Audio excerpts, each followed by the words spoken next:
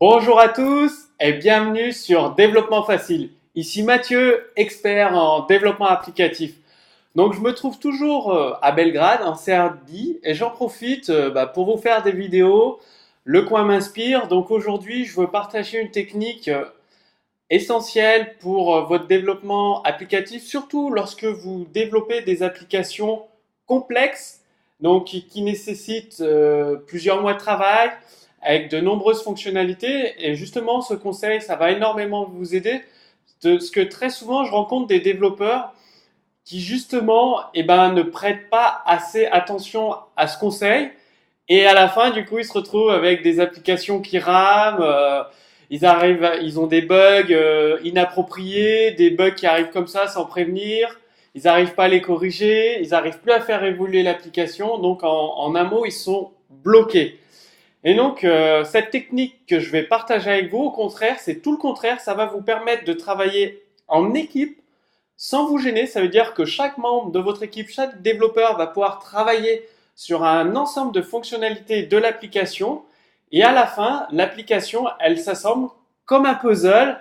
Et donc, comme un puzzle, elle sera magnifique, elle sera performante et elle sera évolutive. C'est-à-dire que vous pourrez rajouter des nouvelles fonctionnalités dans l'avenir. Et donc, ce conseil, vous devez absolument utiliser une architecture solide dans votre application. C'est-à-dire, avant d'écrire la moindre ligne de code, vous prenez une feuille de papier ou vous le faites sur un ordinateur si vous préférez avec c'est comme un diagramme UML mais en moins poussé. C'est vraiment basique. Vous créez en fonction des fonctionnalités que vous devez développer des carrés avec la fonction qui est dans le carré. Par exemple, dans un mode WordPress, on aura une fonction authentification, donc une zone authentification. Il y aura une zone membre et vous faites des flèches entre les communications. Par exemple, la zone authentification, elle va communiquer avec la zone membre. Et du coup, avec ce brouillon d'application, on va dire, cette pensée mise sur papier, vous aurez tous vos blocs de fonctionnalités dessinés soit sur un papier, soit sur votre ordinateur, avec les communications qu'il y a entre les différents blocs. Et ça va vous aider pour justement créer une architecture solide. Par exemple, vous saurez quel modèle de conception utiliser, quelle classe vous avez à créer, quels événements vous avez à créer pour communiquer justement entre les différents objets. Et avec une architecture solide comme ça veut dire qu'il y aura par exemple un développeur qui bosse sur telle fonctionnalité, un autre développeur qui bosse sur une autre fonctionnalité.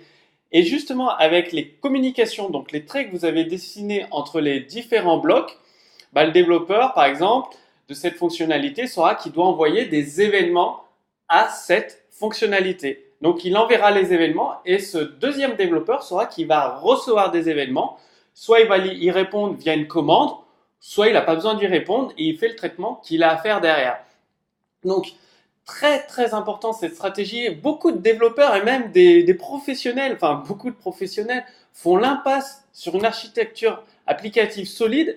Si vous faites l'impasse là-dessus, votre application elle va être longue, il y aura des bugs inexpliqués et vous pourrez difficilement la faire évoluer, surtout quand c'est une application qui prend 3, 4, 6 mois, 1 an à créer.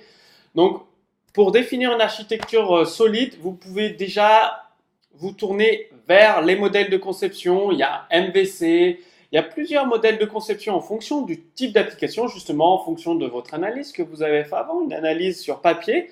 Ça va vous aider à définir les modèles de conception que votre application va utiliser.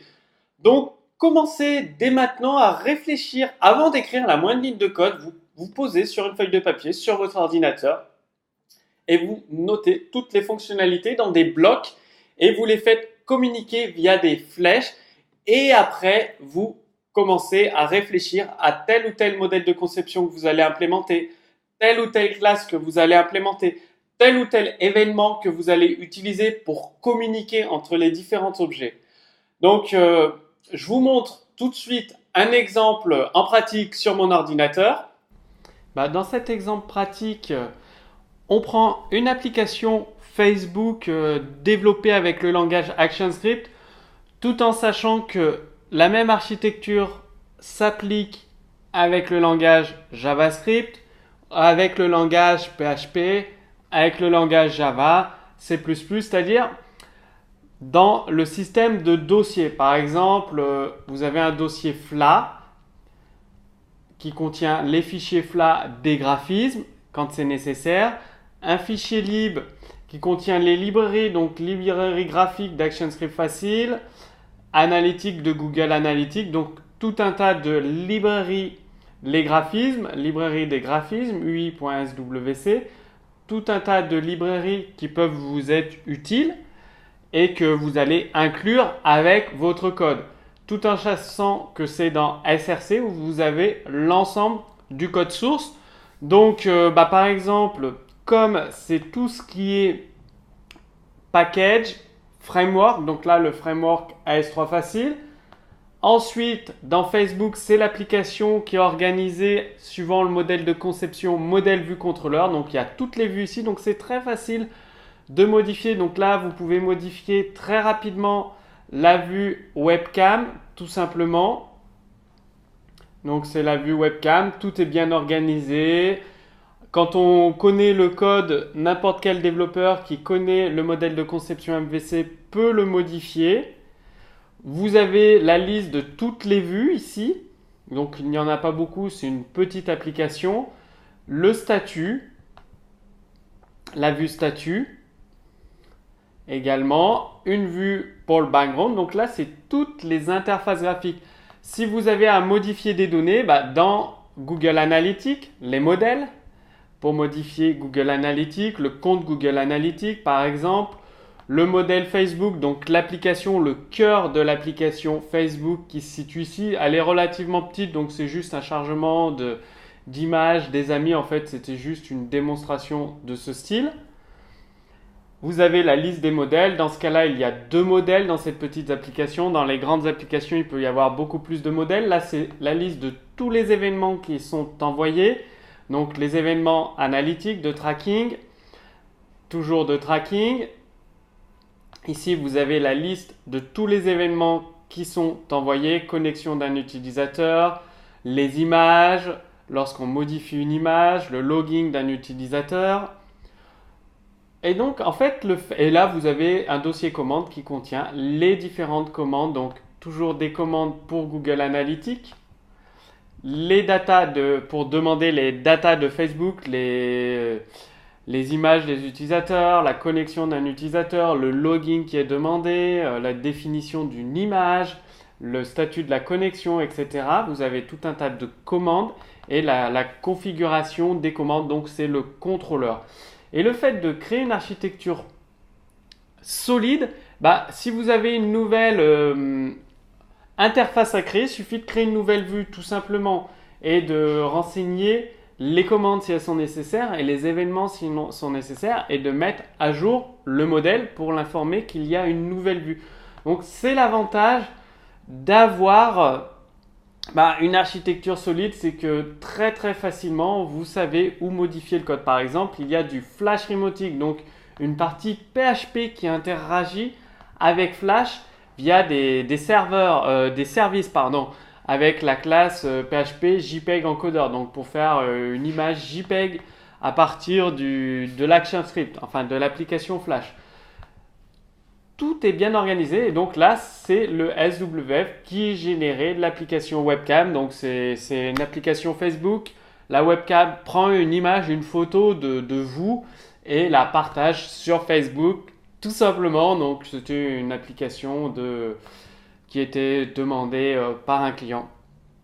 Alors vous avez vu un exemple pratique et vous avez remarqué qu'il suffit de regarder dans un dossier pour tout de suite avoir la réponse, la fonctionnalité, trouver la classe nécessaire à modifier. Donc avec une architecture solide, ça devient vraiment un jeu d'enfant de rajouter des nouvelles fonctionnalités parce que directement vous allez dans le bon dossier, vous trouvez la bonne classe et vous rajoutez la fonctionnalité et toujours vous pouvez travailler en équipe. Donc le conseil indispensable que vraiment vous devez mettre en œuvre dès maintenant, c'est de créer des architectures, de prendre le temps de créer des architectures solides pour avoir à chaque fois une application performante. Donc ce que je vous propose maintenant, c'est de me rejoindre dans la deuxième vidéo.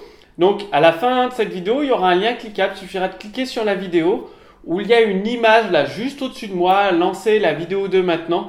Et dans la deuxième vidéo, justement, je vous donne tout le détail de A à Z pour créer une architecture solide et obtenir justement à chaque fois des applications performantes. Vous allez pouvoir travailler en équipe sur la création de vos applications. Vous saurez trouver très rapidement les bugs. Déjà, il y aura beaucoup moins de bugs. Et quand il y a des bugs, parce qu'il y en a toujours, moi le premier, il y a toujours des bugs dans mes applications et ça devient très très simple, très rapide de les corriger. Donc tout ça, c'est là, dans la deuxième vidéo, vous allez apprendre énormément de choses avec JavaScript. Donc je vous dis à tout de suite dans la deuxième vidéo.